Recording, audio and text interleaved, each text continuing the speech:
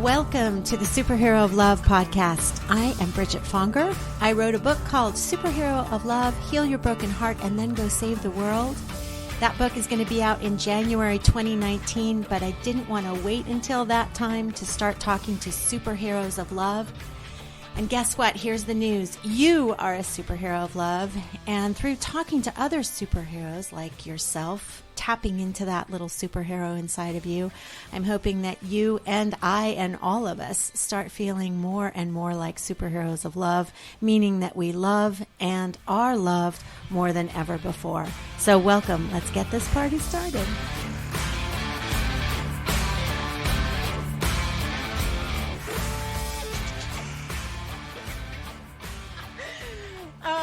All right, let's just dive right in. I'm so excited. So, superheroes, we are here with a major love leader. We are here with Steve Farber, who people have been trying to get me introduced to. Do you like that English? Get me introduced to? I like that. Yeah, I like that people have been trying. we have so many mutual friends, but our amazing friend who we both love, who I call the Mr. Rogers of the business world, Gary St. Dennis. He is the one who's been telling me like for over a year, you have to meet Steve Farber. You have to get him on your podcast. So his book is called Love is Just Damn Good Business. Do what you love in the service of people who love what you do. And then we'll talk about that phrase, do what you love in the service of people who love what you do. But it bears repeating right now, but we'll talk about it later. So we're here with Steve Farber. He is a man he's another Mr. Rogers. Gary St. Dennis is definitely the Mr. Rogers. I have to come up with something different for you, but I think so. I have to say, I've never been equated with Mr. Rogers, although I would gladly accept it. No, but here's the piece that you're like Mr. Rogers. So first of all, Gary, who we both know, literally walks through the world like Mr. Rogers, right? Like if we would not be surprised if he always wore the little cardigan and had little tennis shoes on either, right? Because he literally, in any situation, he leads with love and kindness. But Steve Farber, who we're here today with, brings love and kindness into the business world. Like that is his mission. That is his beauty on this planet Earth. He is the president of Extreme Leadership, Inc. He's the founder of the Extreme Leadership Institute. He's a speaker, a consultant. He has, beyond this Love is Just Damn Good Business, which is his most recent book, he has best-selling books called, that you may have heard of, The Radical Leap, The Radical Edge, and Greater Than Yourself. And he developed this, the Radical Leap framework that businesses can jump into to make a big, big difference in their worlds. But why he's on the Superhero of Love podcast is because obviously you're a superhero of love. Listen, this is great. So far, I'm Mr. Rogers. I'm the superhero of love. I can't wait to see what happens next. He's Tinkerbell of the business world. Another unlikely parallel. Right. No, but I love, that's one of the really cool things about your book, that you interweave all these real life stories of magical things that happened in businesses because you went with your magic wand and touched them, right? So we'll get into some of those. But first, I just want to ask you, just because we're in the middle of a pandemic, so I just want to talk to you about like how you are bringing love into this landscape now with everybody flipping out. Yeah. So what's your advice for anybody that's currently in the stage of flip out? Well, one of the things that's been really interesting to me is obviously I'm spending a lot of time on Zoom, like a lot of people are. But as I go around from company to company and meeting to meeting, and I facilitate meetings and do some version of a talk or a keynote or a webinar, I'm hearing more and more people are saying things like, love is really important now because people are isolated, they're scared, everything's uncertain. So we need connection, we need relationship, we need support, we need kindness. We need to love each other and be there even if we're not there, maybe even especially because we're not there in physical proximity. We need to go out of our way to connect with people. So what I find really fascinating about all of that is it's true. And it's true because it's always been true. Right. It's not suddenly true. It's just that now we're more aware of how true it is because we feel so much of a deficit of it. And things are not, quote unquote, normal. So I take great, in an odd way, I take great comfort in some of the dynamics that are happening right now, because it's bringing this dynamic of love and connection and meaning and support to the priority that it's always deserved. Mm-hmm. And in many places of business has always had, but it just hasn't been the norm as to how we think about what business should be like, or any kind of relationship for that matter, but particularly is the context of business where this becomes all of a sudden a provocative conversation. Right. But it is a really good time to read your book for anybody, anybody in business. This is a great time to read your book because you're right.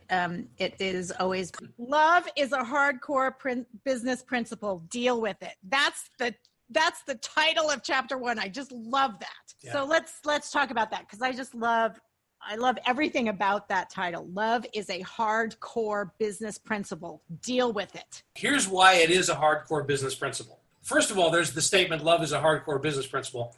Then there's the statement, deal with it. Okay? So let's just break it out. Here's why love is a hardcore business principle. Okay? I can summarize. Can I just say this, by the way? Mr. Rogers would never say deal with it.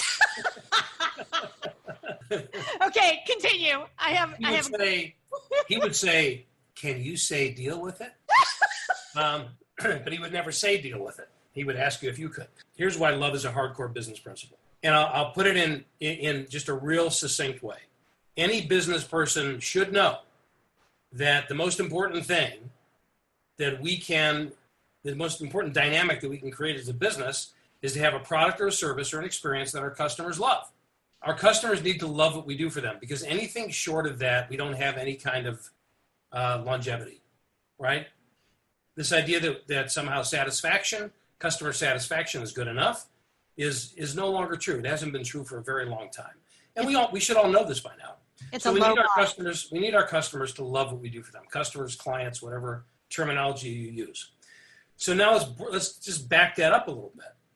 In order to make that happen in a meaningful and sustainable way over time, to create that experience for customers, we have to create an environment, otherwise known as a culture, that people love working in. If I don't love working here, I can fake it, but not for very long. So if I don't love working here, it's very difficult, if not impossible, for me and my colleagues to create that sustainable love experience that our customers need to have from us. So let's back it up one more step. I can't create a culture like that or contribute to a culture like that unless I have it myself first. Mm-hmm. Because again, otherwise my only choice is I have to fake it. And people have a pretty good bullshit meter. They know when I'm faking it, right? Mm-hmm. Yeah. So that's the business case in a nutshell. We need our customers to love what we do for them. The way to make that happen over time and consistently is to create a culture that people love working in. And I can't create that kind of culture unless I love it, them, myself first. So it all becomes very personal very quickly. So somehow this idea that love is anathema to business, that you're either a love person or you're a business person, is deeply and inherently flawed. Like it's too soft. It's always been perceived as too soft. If you're gonna go into the love realm, your ROI, which we'll get to later, is not going to be high.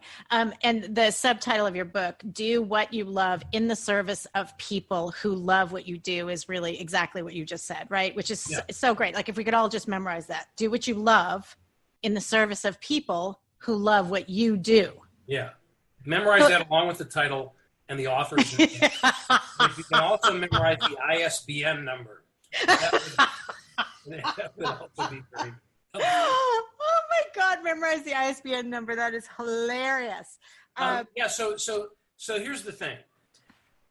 doing what you love, the stigma that this love thing gets, for being California touchy-feely hoo-ha crap, soft, abstract, kumbaya stuff, is partially because, first of all, we interpret it as a sentiment, as a soft, squishy feeling.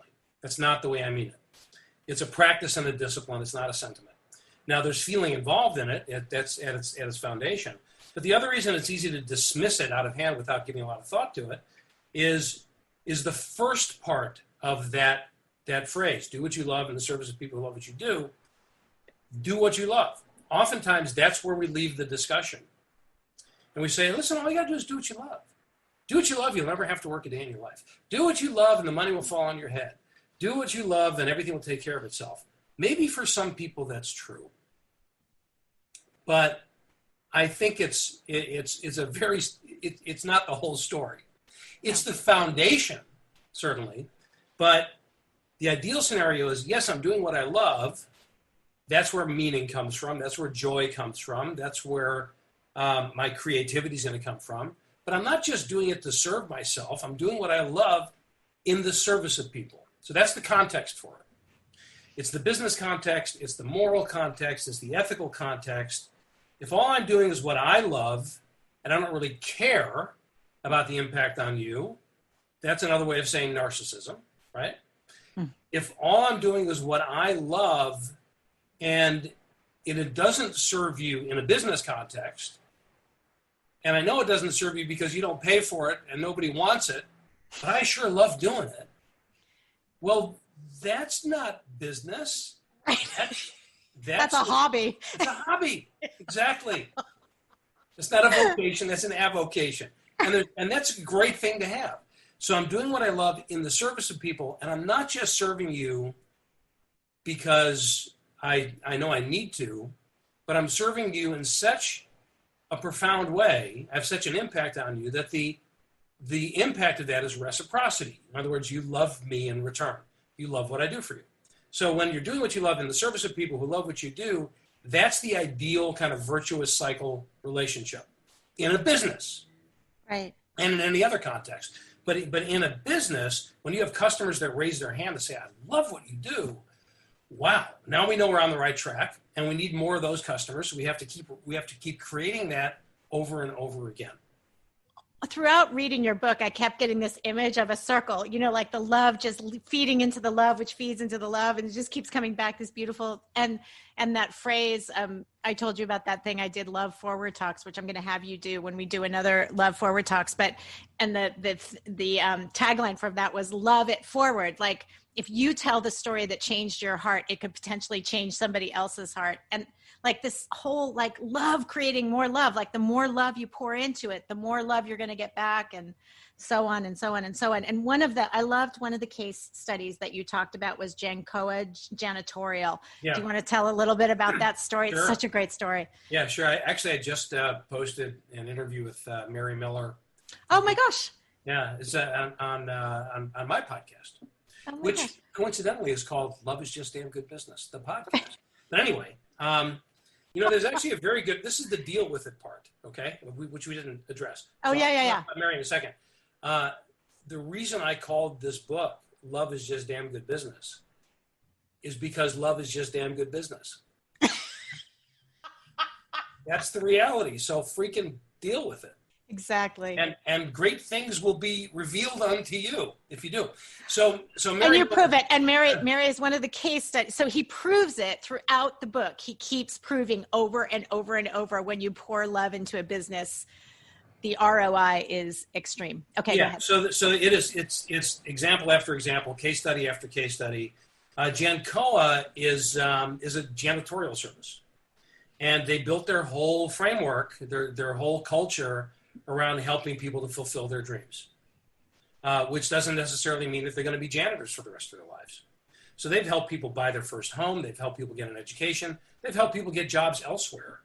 They've had people leave and then come back. They've had people leave and become great recruiters for them, because that's the kind of place that it is. And as it turns out, their turnover rate is very low in that, because that industry is typically pretty high. And you know what? I'm not sure if we put this in the book or not, but there's a great book by Matthew Kelly called The Dream Manager. It was a very popular book about how companies should help their employees achieve their personal dreams.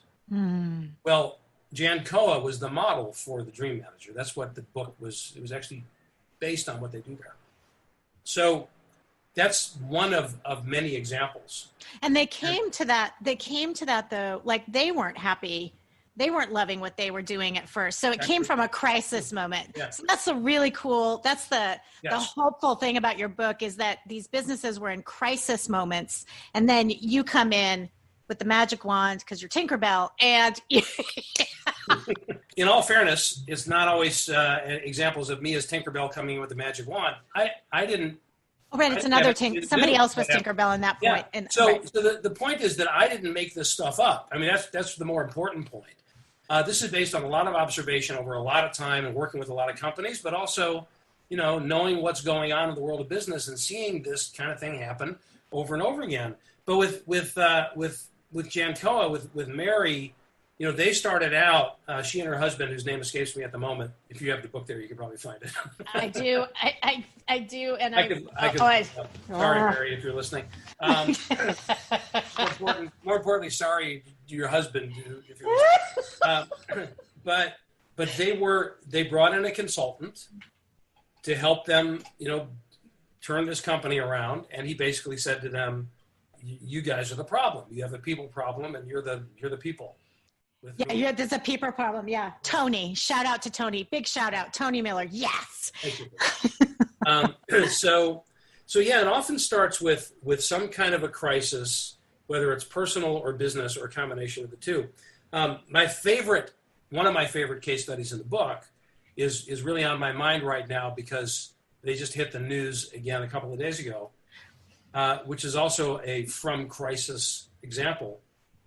Is a company called Trailer Bridge. So Trailer Bridge is a shipping and logistics company. They're based in Jacksonville, Florida. And these guys, when you look at their origin story, as people like to say in the comic book world, this was a company that was toxic. They lost money hand over fist. They had a terrible reputation among customers. So they ship stuff from mainland U.S. primarily to Puerto Rico, Dominican Republic. Okay, so not a very sexy business, getting goods from point A to point B on the sea, literally, barges. So they had gone bankrupt, and then they in trying to emerge from bankruptcy, they burned through 4 CEOs in 2 years, 4 heads of HR in the same period of time. The place was, by their own words, I'm not speaking out of school here, the place was toxic.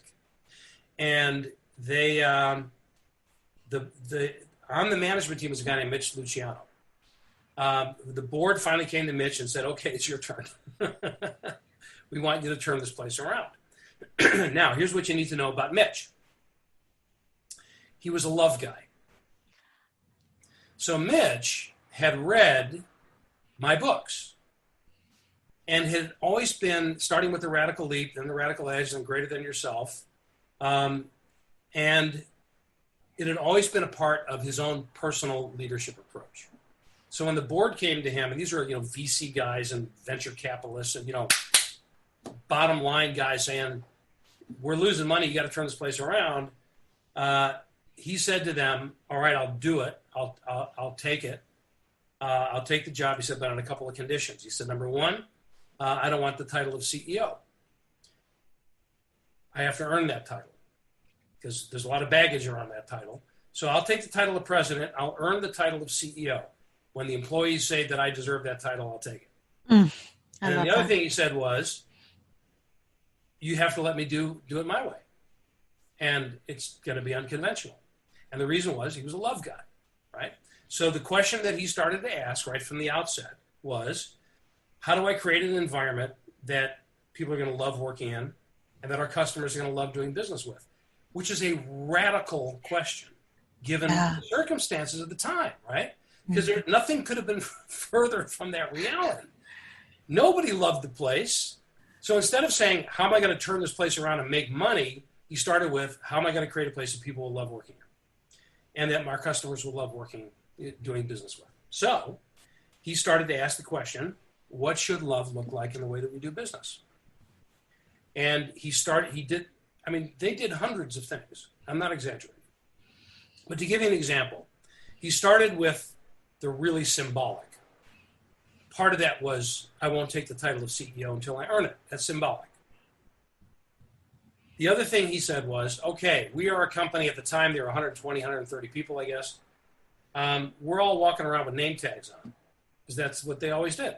So we're only 130 people. We should know each other's names. So he banished the name tags. Also symbolic, but in addition to that, that meant that he had to learn everybody's name. Right? So there's that leading by example thing. Then he looked at the physical environment, and he said, we have Cubicle City with floor-to-ceiling dividers, which means that there are people that have worked together for years that have never seen each other. And they literally sit side by side. So he lowered the height of the cubicles, and he said, let's start looking at each other. Told his managers to get out of your offices and spend time with people. Really basic stuff. But what they're trying to get across is, I love this place. I want you to love working here. I want to know who you are. If people get to know each other, then they'll get to like each other, and they'll establish these relationships. We'll start to do better work. Then he had, town halls where people could talk about stuff and, like all those kinds of things. They brought in a ping pong table and a foosball table in the break room area, so he would encourage people to hang out together. Popcorn machine is always good for that, right? Right. The smell of the popcorn attracts people. Then on I think it's Thursday, he started bringing in a food truck. Put the food truck outside of the office building and buy lunch for everybody one day a week. They still do that to this day. Then he looked at the customer policies and procedures. And here's one of the many things they noticed. They had a long-standing policy, which was a complete balance sheet sort of a policy that said, if the shipment is not it has to be at least 75% full or we won't sail. Because if we sail at less than 75% full, we lose money. So we won't sail until we fill it. Well, that's great if you're a balance sheet. Mm-hmm. It's not so great if you're a customer. Yeah. And you tell your family that car that you're shipping over there is going to be there on such and such a date, and you find out that it didn't ship because they couldn't sell enough space. Yeah. So they just flipped it around. They said, okay, what would we do if we loved our customer? Then the answer is pretty obvious. We would sail. No matter what, because they need it. Yeah. Because we said we would. Yeah. It's pretty simple. Well, now think about that. But we're going to lose money. Yeah, maybe on that shipment, but what's going to happen over time? Well, I'll tell you what happened over time. I'm going to skip to the punchline. And that's just a brief sample of many things they did. They were voted 2 or 3 years ago now, number one best place to work in the city of Jacksonville. Mm. The following year, they were voted number two best place to work in the city of Jacksonville. And that really pissed off the employees because they said, we deserve to be the number one best place in the city of Jacksonville. And what I found out just a few days ago is that 2020, number one best place to work in the city of Jacksonville. Oh, that's so Once great. again, the 2 years of the company, the revenue for the last 2 years of the company have exceeded the previous 25 years of the company combined. Oh my God. And they're getting all kinds of service awards. They get these incredible customer accolades. And it just goes on and on and on. And the word of mouth must be extreme. Like the word of mouth when you're not delivering, when you say you're going to deliver, can't be good. But the word of mouth has to be so great now. Oh my God. And customers, employees. Yeah. So remember the premise. You need your customers to love what you do for them. The way that you make that happen is to create an environment that people love working in. And you can't do that unless you love it yourself first, right? So Mitch was a love guy. That's where he came from. He said, I'm going to build the environment. Well, let's look at that now. So one of the unintended that's hard to say too, unintended consequences. Is English a third language for you also? It's also my first and second. So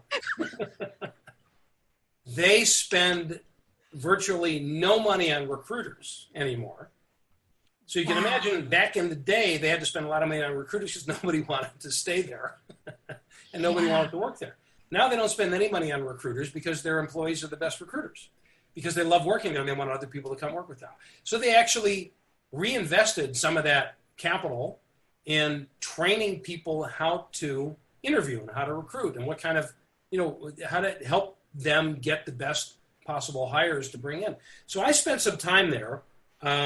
This was a couple of years ago now, back when we can actually spend time with people, I remember. And I spent the day at the office. I had met a lot of the folks. Mitch came and spoke at one of our events. It's also a podcast episode. You'll hear the presentation from the Extreme Leadership Experience where he presented this whole story. But I just spent a day hanging out, talking with employees, gave a talk to the company, and I just had a great time. And one of the things that I was really part of their tradition, which caught me by surprise, is that when you walk through the common area in the center of the office building, right? So on a floor, there's like Cubicle City, but the partitions are lower. There's a buzz, there's an energy in that room. Mitch's office is around there. Indy Bowman, who's the head of HR, her office is around there. But it's like the hub. When you walk through there, it's kind of dangerous because it's their tradition that they shoot people that walk through there with Nerf guns. So I'm walking through there at the end of the day, I'm getting pelted from behind these. It's just a fabulous atmosphere. A little dangerous, but with a great sense of humor. I mean, it just goes on and on and on. And the bottom line is that it all comes from just asking a real simple question: what should love look like in the way that we do business? And knowing that will flow to the bottom line. These are not mutually exclusive ideas. They're one and the same. I love how you, I love the conversations that you have with the people. Like, okay, was this, and I'm so sorry, I'm screwing up like what your case studies were and other case studies that you're mentioning. Were you American Greetings? Did you have anything to do with American Greetings, or is that just? Yes and no. I had, what I had to do with American Greetings was telling their story. Does that count? Yes, that so counts. No, that is a great story. Can you tell a little bit about that? Yeah, sure. So I got to know them because they asked me to come in and speak. So everything they did there they're an example of, look, this is what love looks like. See, I didn't tell them to do this. I didn't say they had to do this. This is just what they did. And I'm just paying attention to it. See, now you do this. I met John Beater, who was the CEO at the time. And I spoke to their senior managers and one of the aspects of their company. So American Greetings, is the iconic greeting card company, basically. And then I did one on the one on the West Coast, sorry. And then I did one at their corporate headquarters in Cleveland, which they call their creative studios. Can I interrupt to just say that the reason why when I saw American Greetings greeting card company, I was like, oh, because you would think that they would already be in the love game. They are. Right? And that's the right? point. Yeah. Okay. So that's part of the point. Right. Their mission at American Greetings is to create happiness, laughter, and love. Yes. That's what they say. Now, if you think about that from the obvious perspective of being a greeting card company, well, sure. That's what they do. They're a greeting card company. Happiness, laughter, and love. That's what greeting cards are all about. But they really take that seriously as a standard to apply internally. So it's not just they want their customers to be jolly when they use their cards, but they want the environment to reflect that. In other words, the experience of working there. So when they built their new corporate headquarters, which again they call their creative studios, that's their name for corporate headquarters, they got a lot of employee input. And the question was, how can we make this the best possible environment? And they drew up initial plans, and they got feedback primarily from their creatives in the building that they wanted natural light everywhere in the building. It was really important to them. So they redrew the plans and created a building with natural light. It cost them an additional $30 million to do that. Wow. But it was important to them because they wanted to create that kind of environment. So even the physical environment, there's implications in what the place feels like. And when you walk into their lobby, which I have done, and you see painted along the big mural in their lobby that says happiness, laughter, and love, then their challenge is they got to live up to that every day. Right. And so I asked John to come and speak at the Extreme Leadership Experience. And I believe it might have been the same year that Mitch was there from Trailer Bridge. And he told that story. And it was phenomenal to hear the CEO of the company tell this story. He had his team sitting in the audience, who were basically there as bobblehead head nodders. It's like, that's right. Constant confirmation. They love him. They really love him. And just as a personal note, I will never forget this. He finished his speech, and it was amazing. He just did a great job. I believe I also put it on one of the podcast episodes. But. Do you have a podcast named Love is Just Damn Good Business? You've heard it? But go listen to the story. It's amazing. But the behind the scenes thing here is, after he gave a speech, I was talking to one of the American Greetings folks who was sitting in the audience. I said, man, John just killed it. It was absolutely fantastic. Everything that I hoped it would be. And he said, yeah, he is so great. We love him. We're really going to miss him. I said, what do you mean you're going to miss him? He said, oh, he's retiring next week. Oh my God. So I went up to John. I said, you're retiring next week. Why didn't you say anything? And he said, because I was here to tell our story. It's not about me. I didn't want to distract from the story. Oh, that's so beautiful. And he retired, and then he moved back to Kansas City, where he's originally from. And it's just an incredible example of that. So again, my point is that, listen, at our company, the Extreme Leadership Institute, we do go in. I don't necessarily dress as Tinkerbell, but partner Jenna Lynch is probably closer to a Tinkerbell kind of image than me, although I wouldn't quite describe her that way either. But we do go in with our magic wand, and we help companies do this. That is what we do. But the reason we do this is because we know it works. And the way we know it works is by looking at a lot of companies over a long period of time that have done this. We just haven't paid attention to it in the way that we should. And, maybe we call it other things. We've called it passion. We've called it meaning. We've called it, and they're all valid. But I think we do ourselves a disservice by constantly trying to find another way of saying what it really is, which is love. Mm-hmm. And we avoid it because for some reason we've been conditioned to believe that it has no place at work, and we don't want people to dismiss us as being frou-frou. And it is not. It is, to say that love is soft is completely inaccurate. It's very hard. This is a very hard thing to do. It takes a lot of discipline. It takes a lot of putting the ego aside. It takes a lot of receptivity. It takes a lot of vulnerability. And there's risk in all of this. But the payoff is absolutely extraordinary if you take it seriously. Another way you put it is kindness plus high standards equals love at work. And sometimes people can get their head around that. So you can get your head around being kind, that makes a difference. You can get your head around high standards.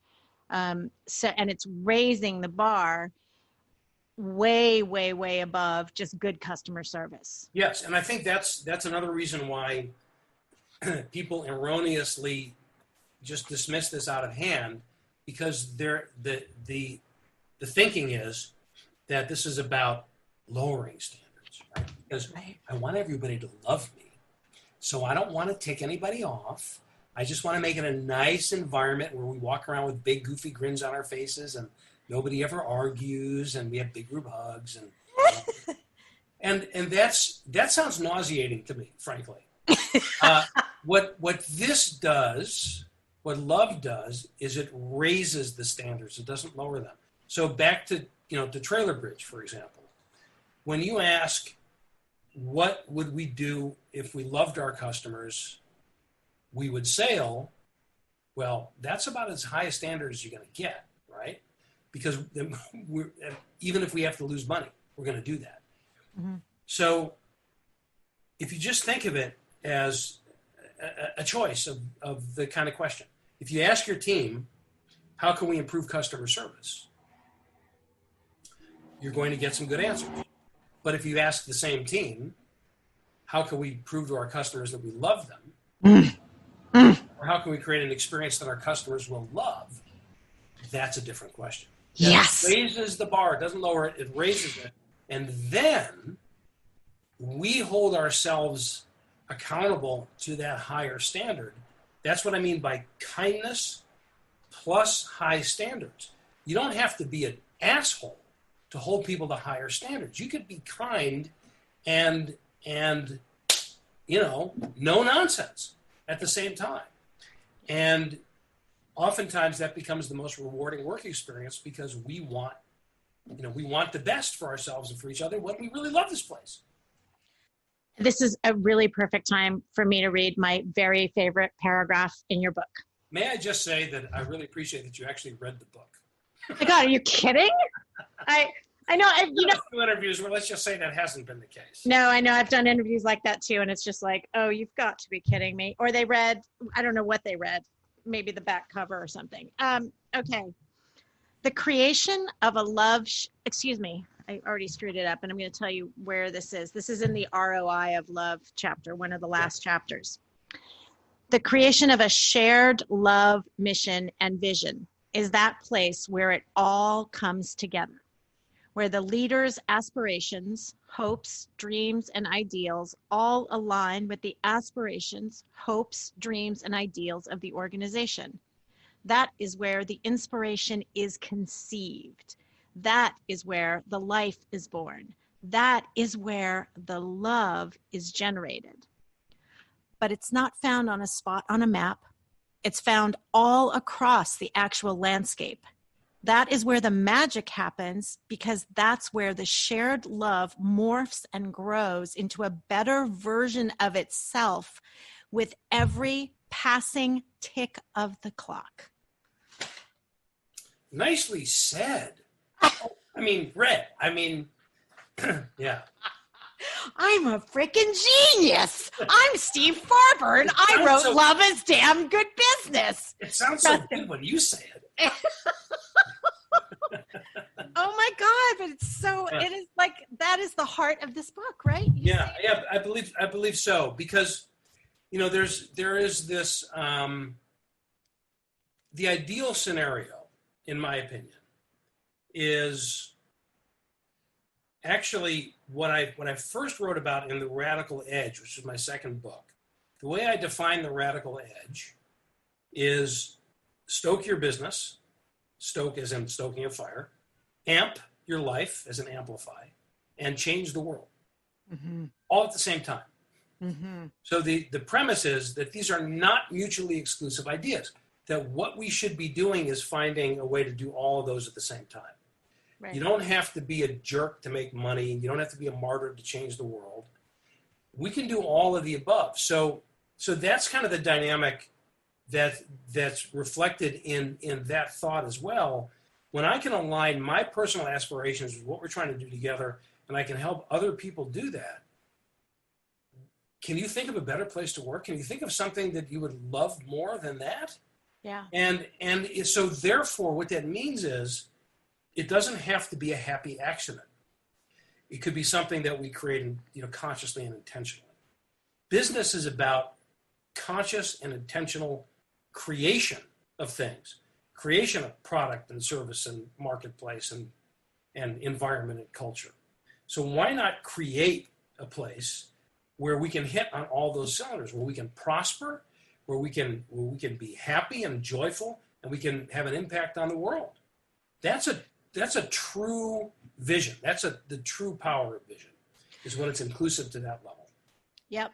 The subtitle of my book is called Superhero of Love, Heal Your Broken Heart and Then Go Save the World, because I come from the same place, which is that love, no matter how tiny the drop of that love, that can make a difference, which then makes another difference, which then makes another difference, loving it forward, constantly creating more love. And when people come to a workplace with love in their hearts and all day long they're churning out love, how can they not go home and have happier families and have it trickle down into their children and to their children's friends and to, it's all, we are making the world a better place every moment that we focus on love. But like you say, not the airy-fairy kumbaya love, the love that we have to generate that takes focus and intention. So if I could play my own devil's advocate for a second, what about if I don't love my work? So this is what we're talking about here is the ideal that we want to strive for. But there are a lot of people out there, many people who are listening to this conversation right now, who are thinking, but I don't. Yes. I mean, I make money. I appreciate that I'm earning a living and I can support my family or pay my mortgage or whatever it happens to be, put food on the table, but I don't love it. Does that mean that something is wrong? And so I would say that it's not necessarily ideal. The ideal scenario is that we're hitting on all those cylinders. But it's also not a lost cause, because we are one person. This is one of the things that we tend to forget about. We compartmentalize ourselves. We say, well, I'm this person at home and I'm this person at work. Well, that's false. You're literally, let me just, literally is a word that I use literally. You are literally the same person at work and at home. You have the same DNA. You have the same internal organs.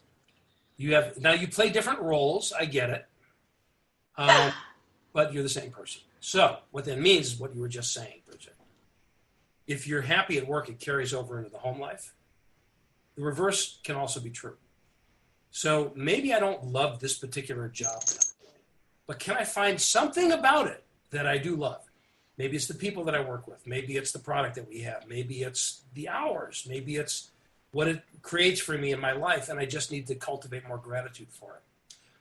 And is there something that I can do or should be doing outside of the work context that I do just because I love doing it? Mm-hmm. Right. Because that's going to affect me as well. And this is something that has become very clear to me. I mean, I love my work, and I know that I'm very grateful for the work that I do. I don't love everything about it. There are things about this work that I don't love. I don't love. I was going to say I don't love airports, but I miss them so much now that I'm feeling nostalgic about them.